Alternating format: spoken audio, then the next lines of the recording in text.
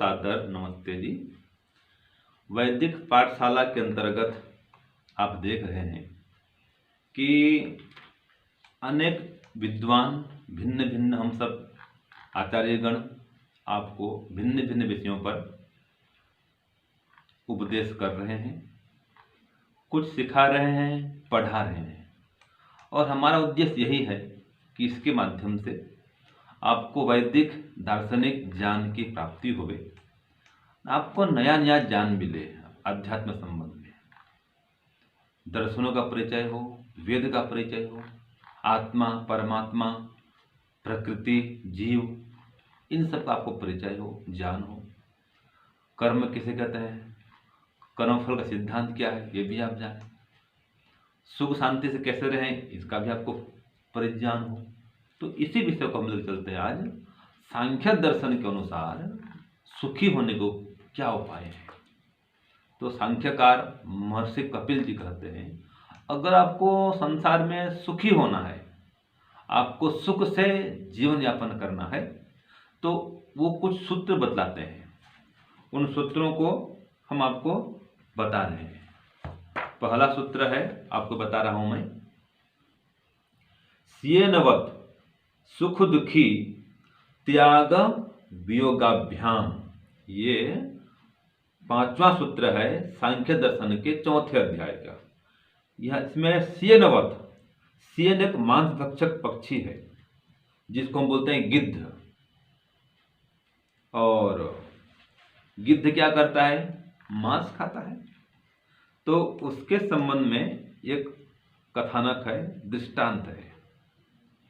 दूसरा एक पक्षी है बाज। तो एक बाज पक्षी है, एक गिद्ध है। तो गिद्ध बहुत बड़ा, बाज उससे छोटा, दोनों मांसभक्षी पक्षी है। तो इसमें दृष्टांत आता है कि कैसे करके व्यक्ति सुखी होता है। देखिए, इन दोनों पक्षियों को लेकर के शास्त्रकार समझा रहा है। मान लीजिए बाज, जो बाज पक्षी है वो एक मांस का टुकड़ा पकड़ा हुआ है और उसको देख लेता है गिद्ध। तो जो गिद्ध है वो बाज के ऊपर में झपट्टा मारता है। क्यों? उसके मांस को छीन लेने के लिए। तो बाज देखता है कि मेरे ऊपर जो गिद्ध है वो झपट्टा मार रहा है। तो क्या करता है, वो उस मांस के टुकड़े को छोड़ देता है।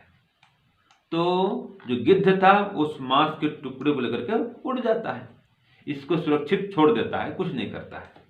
और अगर वो मांस के टुकड़े को नहीं छोड़ता है, पकड़े रहता है पंजा में, तो क्या करता है, जो गिद्ध है इस पर वार करता है, इसको क्या करते हैं, हिंसित करता है, लहूलुहान कर देता है।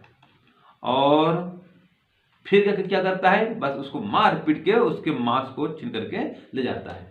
तो उसका मांस टुकड़ा गया और शरीर से खून भी गया, हानि भी हुई, क्या फायदा हुआ।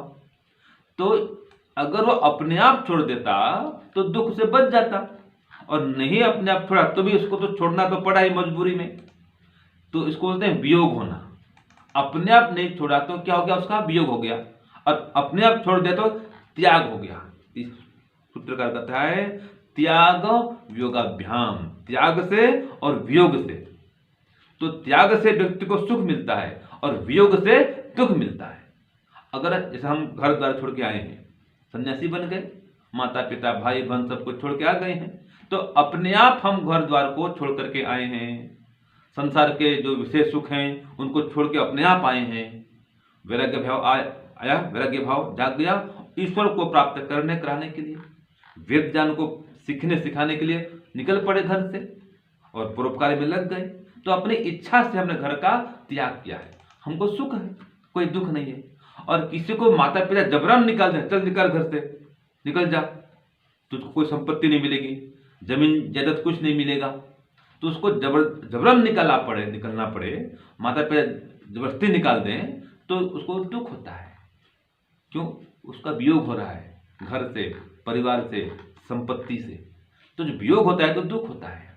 इसी प्रकार से माता पिता जब वृद्ध हो जाते हैं तो सब अपने बेटे बहू को सौंप देते हैं, तो सुखी हो जाते हैं। और अगर नहीं सौंपते हैं तो जबरन फिर छोड़ना पड़ता है, मृत्यु होती है, तो फिर मृत्यु से सब धन संपत्ति तो छूट जाती है। तो जब जबरन छोड़ना पड़ता है तो उसको बोलते हैं वियोग होना, न चाहते हुए भी छोड़ना पड़ता है तो व्यक्ति को दुख होता है। और अगर इच्छा से पहले छोड़ दे तो फिर दुख नहीं होता है, फिर सुख मिल जाता है। तो ये आधार है सुख पाने का कि संसार को जब तक है तब तक तो त्याग पूर्वक इसका सेवन करो, कर्तव्य मान करके अपने कर्तव्यों का पालन करें, पदार्थों का सेवन भी करें, मना नहीं है, आसक्ति नहीं रखें। जहां आसक्ति हो गई ये दुख का कारण है, मैं और मेरा चाहिए चाहिए, ये दुख का कारण है। तो इसको सूत्रकार आगे कहता है, वो भी आपको सूत्र बताता हूं। सूत्र आगे इसका 11 है, सूत्र है 11 में, निरासह सुखी पिंगलावत, ये सूत्र है। इसमें कहा है कि जो व्यक्ति अपनी ये सांसारिक कामनाओं को, आशाओं को, वासनाओं को छोड़ देता है तो उसको सुख मिलता है।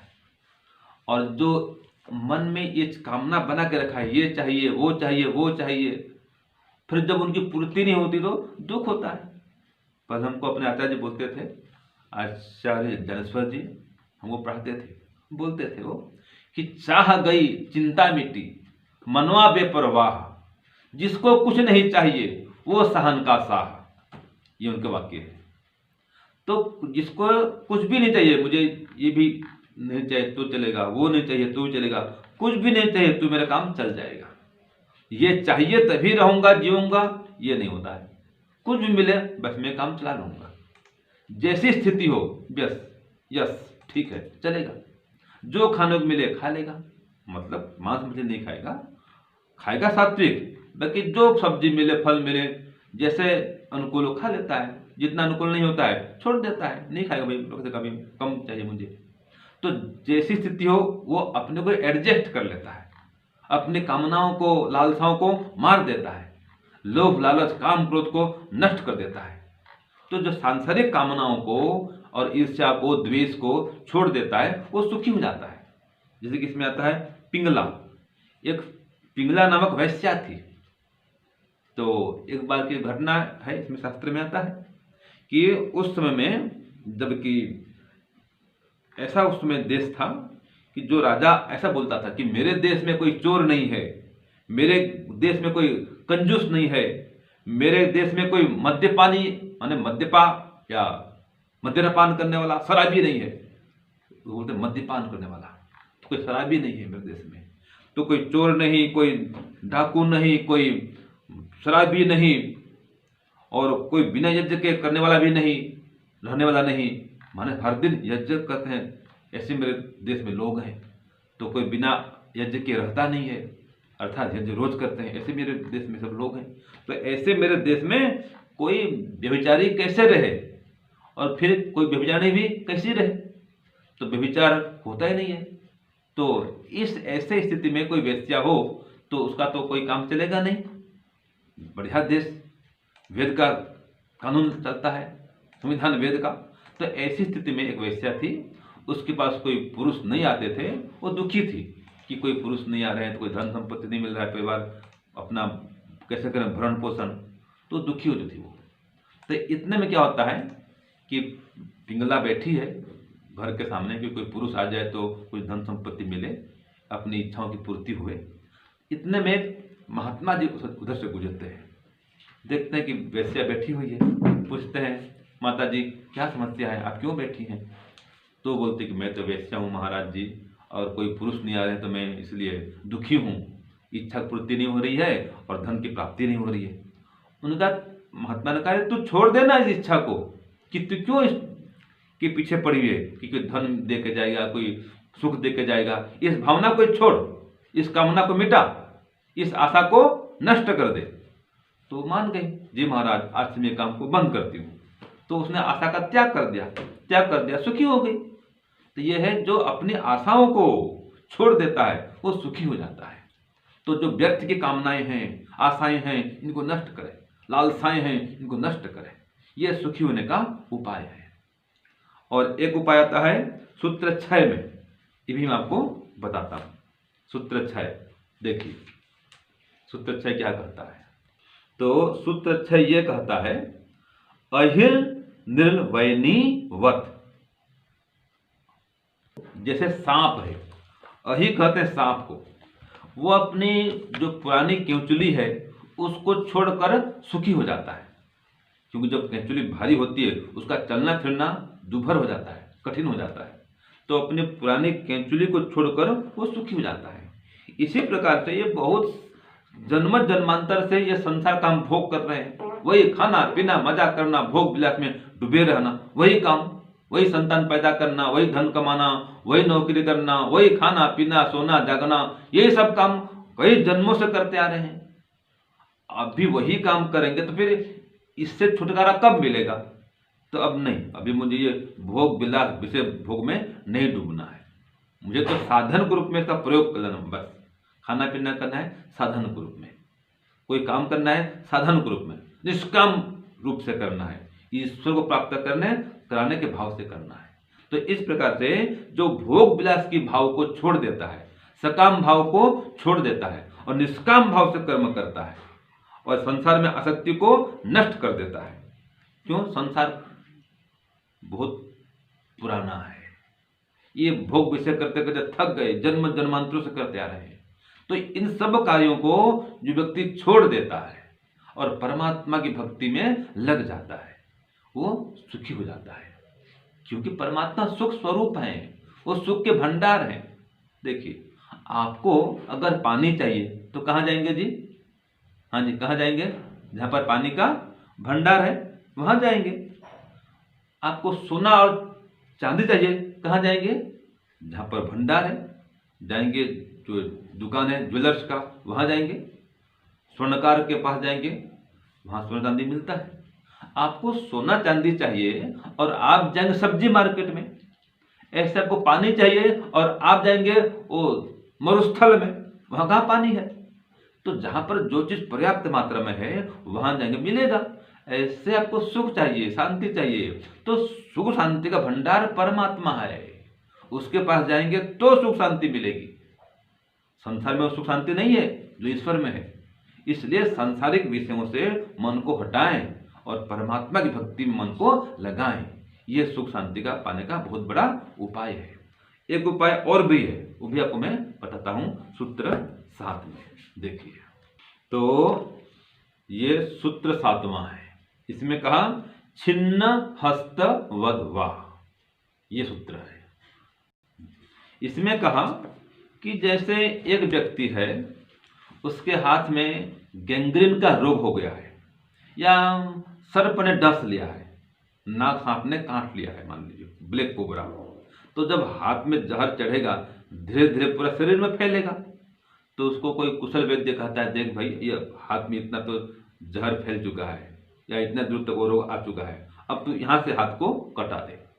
अगर यहाँ से हाथ कटा देगा तो ये हिस्सा तो गया, लेकिन बाकी जो शरीर है वो ठीक रहेगा, स्वस्थ रहेगा। अन्यथा जो इतना शरीर को इतने हिस्से को तू लोभ करेगा शरीर में, हाथ की इतने अंग को इतने हिस्से को तू नहीं काटेगा, ये सारा जो जहर है, विष है, पूरे शरीर में फैल जाएगा, तो बहुत बड़ी हानि होगी, तेरा देहांत हो जाएगा।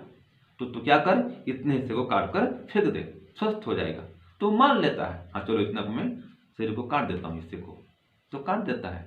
तो इसी प्रकार से जैसे कि शरीर के विष युक्त अंग को व्यक्ति काट करके सुखी हो जाता है, इसी प्रकार से ये जो संसार है, ये बार बार हमने संसार का भोग किया हुआ है, तो ये बार बार भोग किए हुए इस सृष्टि को, संसार को जो छोड़ देता है वो सुखी हो जाता है।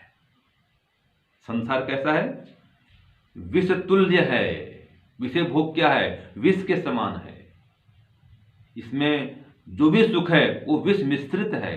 चार चार प्रकार के दुख उसमें मिले हुए हैं, परिणाम दुख, ताप दुख, संस्कार दुख, गुणवृत्ति विरोध दुख, ये वैसे आगे लूंगा मैं।